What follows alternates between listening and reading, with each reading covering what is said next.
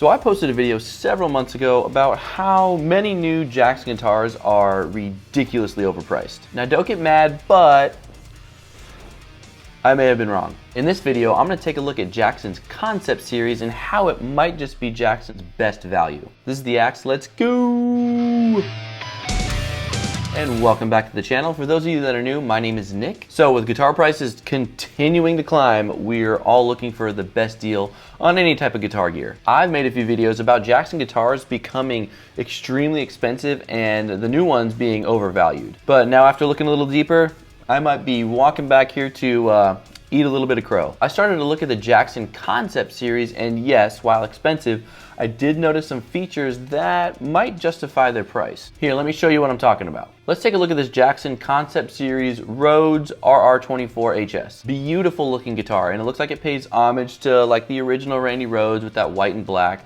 And this guitar comes in at about 2 Gs. I hear you, 2 Gs is 2 Gs, but this begs the question, what does this thing come with? This thing comes stock with a neck-through design and an alder body, a 3-piece maple neck, and a Seymour Duncan JB-TB4 in the bridge, and a Hot Rails SHR 1N in the neck. Also included are Gotoh sealed die-cast tuners and Dunlop strap locking buttons. Now this thing actually comes stock, yes, stock, with a Floyd Rose original trim. Getting these stock on any type of guitar is huge because this means that you probably won't need to replace your tremolo years down the road. And at almost 2 Gs, Jackson throws in the foam core case with this guitar, as they should. So what do you think?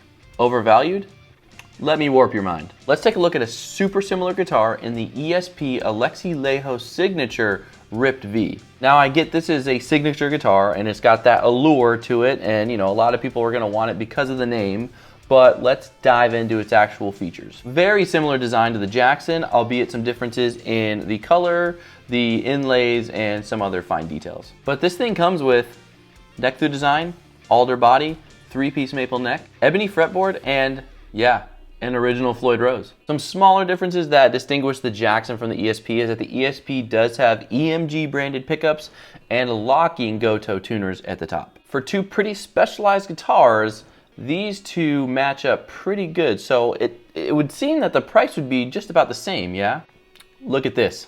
Almost $6K for just about the same specs as the concept Jackson Rhodes. Good Lord, if someone could tell me what I'm missing in regards to value here, please let me know, because that seems like a drastic difference from the concept series to the signature ESP. I see that the Alexi has an active boost switch for its pickup design, but dude, that's a lot of money. It appears that between the Jackson concept series Rhodes and the ESP signature Alexi Ripped, the Jackson you can get about the same features for thousands of dollars less.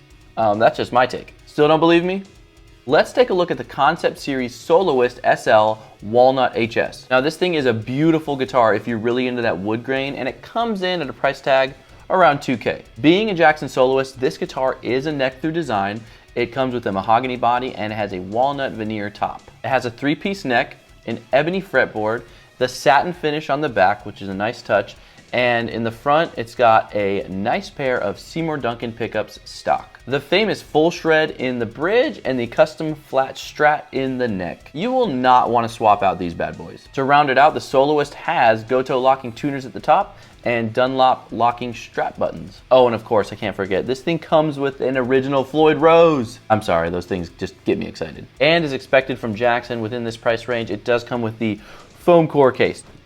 So let's compare the Concept Soloist to this wood grain Charvel over here. Yes, I know Fender owns both Jackson and Charvel, but hear me out. This MJ DK24 HSH does look very similar to the Concept Series Jackson, albeit there's no locking Floyd Rose, which should make it cheaper, right?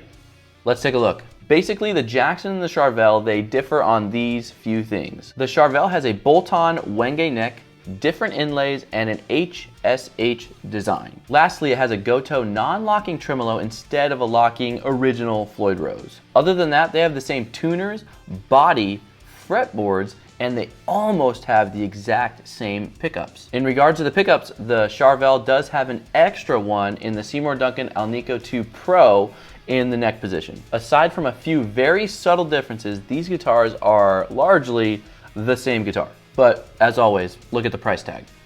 Yeah, about $600 more for the Charvel. And that's without an original Floyd Rose locking bridge. Pay for name brand much?